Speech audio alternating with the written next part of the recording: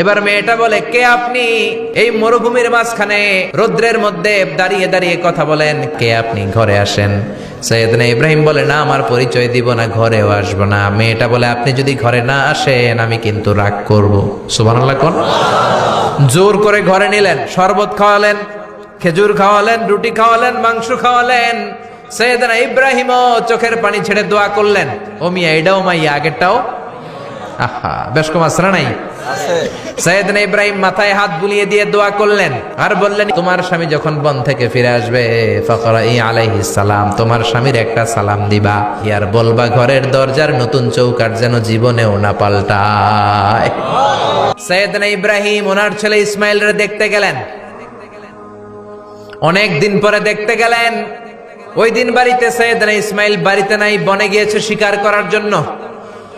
বাড়িতে সৈয়দনা ইসমাইলের বিবি সৈয়দনা ইব্রাহিম